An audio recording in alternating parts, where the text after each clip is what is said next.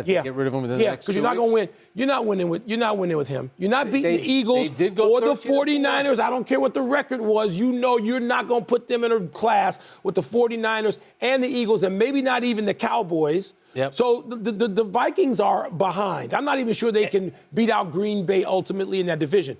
So, yes, you can sell it with franchise quarterback, a guy who could have 2 Heismans. You can't sell that in Minnesota. You can. Kirk Cousins is one of the top fantasy quarterbacks right now, and the Vikings are 0-3. Is it time to sell Kirk at his peak value on the Vikings potentially? We're going to get into it. Let's go. Alex, if you were in a dynasty football league right now, which I know you are, you're in a couple of them. We're in those together. But if you had Kirk Cousins right now and the rest of your team was not playing well, all you had was Kirk, and he's your top scorer every week. He's getting all kinds of points. Okay, sure, you maybe have a solid wide receiver on your team, but everybody else is kind of, they're dropping the ball, they're fumbling the ball. You're not looking good. You're 0-3 in your fantasy dynasty league. Would you trade Kirk Cousins if there were 2 teams out there who wanted him?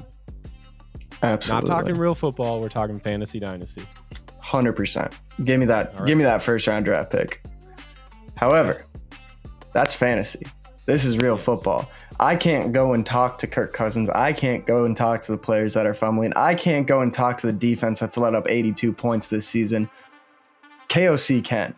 And I think in real life, I don't think it's time. I think we have to see a few more games. There's got to, like, you have one of the best offensive passing quarterbacks in the league right now, and we're 0-3. Like, that just, it's unacceptable. That can't happen. But I don't think the season's over. I think it's still so early in the year. The Vikings have a fairly easy schedule. I don't think it's something where he's got to go now. We got to send him to the Jets. We got to send him to the Falcons. I think those teams will still want him in 3 weeks. Unless, bar an unfortunate injury, that's not going to change. And I don't think this team should be blown up. I think we need to make moves to add to our defense, change our schemes, build on top of that, start doing ball security drills in practice. Like, there's things that can be done to this team to turn this ship around. I'm not out yet. Like, I don't think this is the end. Yeah, I mean, even if our defense hasn't been good, but you even take away some of the the fumbles and the interceptions, just all the turnovers, we win all 3 of those games, in my opinion. I mean, even the Eagles game, we were right there. It didn't feel like it the whole time, but then you look at the score and you're like, you know what? We were right there. And they should have added Dalton Reisner earlier in the season. Would have been nice. And he has to be out there week 4, right? I mean, he's got to be. And if you drop to Carolina and you start 0-4 and you watch Thielen put up a touchdown or 2 against you, then you can blow it up. Then you blow it up. You Yeah. have to win this game on Sunday, on October 1st. It is a must-win game, right? I'm not wrong there, at least. Oh, 100%. Well, and these next 2 games are so crucial because you come out of this 2-game stretch 2-3. Hey, we just beat the Chiefs. We're 2-3. This division is not that strong. All we have to do is win the division and get into the playoffs. Who cares what our record is at the end of the season? All that matters is getting into the playoffs and making a Super Bowl run. And with this division, 9 wins could win this division. So I don't think the Vikings are out of this at all. I think just need to straighten a few arrows out. Are you saying the Vikings are the Minnesota Twins? Or no, I think they're we get very so similar. being in such weak divisions and then yet just can't make a playoff run. It's unbelievable. That's Minnesota sports. Yeah. Well, I mean, all right, let's just say you win on Sunday. You're 1-3. You go to Kansas City. Is it in Kansas City or is it home? I can't remember. I think it's home. I believe it's home. All right, Kansas City comes here and you drop to 1-4. Is that blowing it up yet?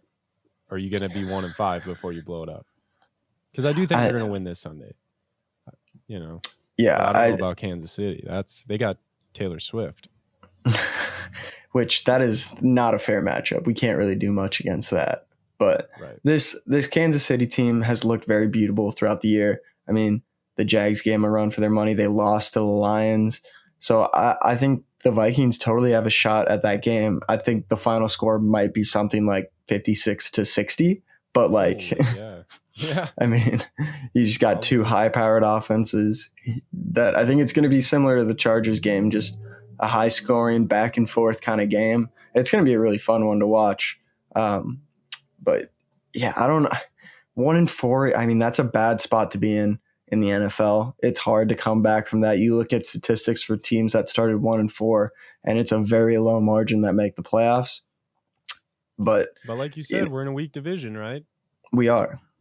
That I don't fully buy into the Lions hype yet. I think the Packers are going to be a stingy matchup every time we play them. But this division's still up for grabs. I mean, we're 2 games back right now. Let's realistically, So I think it's still definitely in the realm of possibilities. But I think I want to draw attention to the point we're saying blow it up. I don't think we need a full rebuild. We have a lot of very talented pieces throughout our team. I think this is a quick 1 year, if we fully commit to the tank, if we can somehow land Caleb Williams, I mean, that changes the whole trajectory of our franchise. And I don't think it takes much. I think it takes a new quarterback and a few additions onto defense, and we're right back rolling into this thing.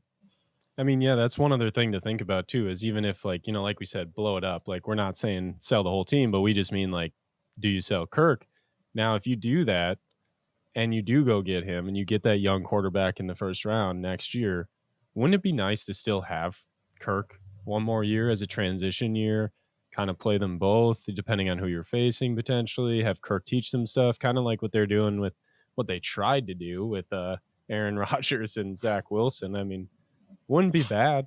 Have that one extra transition. I don't know if Kirk would want that, but I know he likes Minnesota. He likes to be Minnesota nice. So, well, okay, let's play the theoretical game. Let's say Kirk ends up going to the Jets. The Jets make the trade for him. They want to win now. They think they got it. How would you feel about Rodgers becoming the quarterback? I mean, as a Vikings fan, we've cheered against him for so long.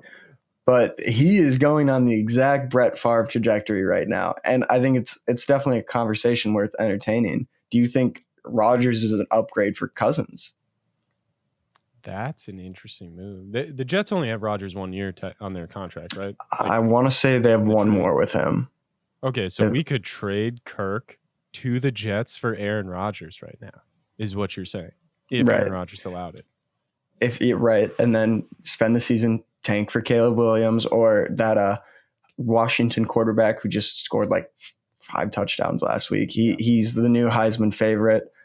Forgot his name, but go draft a young stud quarterback. Let him sit under Rodgers for the next year. You go look back at quarterbacks that have taken that year or two to sit behind. You got Rodgers, Mahomes, that. It's proven successful. I think that's a great move, and I would love to have Rodgers beat up on Green Bay for us. I think that'd be fun. That just to see him go on the same trajectory of Brett Favre, I think everyone in the Vikings organization would go, yes, please. But he also has a personality that has to buy into the team too. He bought into the Jets. He was there. He was ready to win. He wanted to do it. He needs to be the one that wants to come to Minnesota if they're going to make that trade. That's my only worry. He may not want to be that guy. He may not want to do even another year, but that's an interesting option. I like that idea, but I like Kirk. I mean, I don't know. Kirk is – this is a tough decision. I really wish we were 3-0 and we didn't even have to have a podcast like this talking about it, but obviously right now the Vikings are still in it to win it. They went and got Cam Akers. They got Dalton Reisner. They are not giving up. They're not like they're going to be blowing up the whole system, like you said. They're not looking like, they haven't had the big injuries. If all of a sudden JJ went down on Sunday, now you're talking blow it up.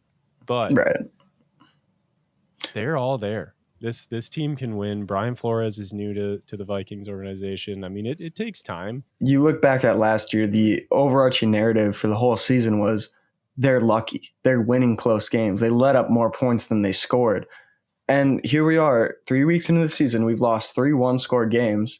So, I mean, is it luck? Is it just something? I mean, we've had awful ball security. We're turning the ball over at one of the highest rates in the league right now.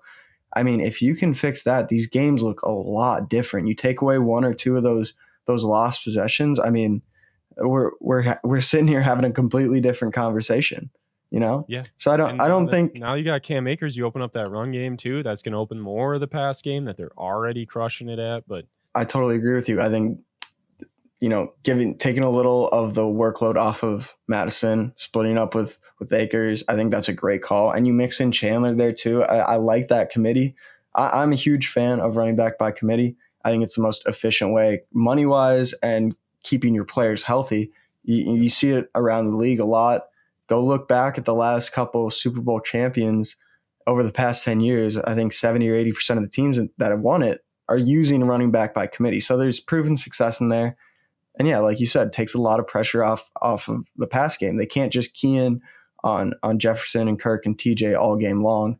I think it definitely opens up, but we gotta do something on defense. I think that's the real storyline here. If we want to win this season, we got to make some kind of move. I don't know if there even is a move to be made right now. Well, yeah, but that and the offensive line. I mean, yeah, and they've already made some moves. They're in it to win it as of right now. So we've got tonight, Thursday night football. We got Lions, Packers. We need to do a little live podcast during the game, right after the game. Thinking about doing that. Make sure you check out our YouTube channel, subscribe to us, and that way, if we do go live tonight, you can tune in. But let's just lastly, before we finish up the podcast, what's your projection? Thursday night football, Lions, Packers. You got a score projection?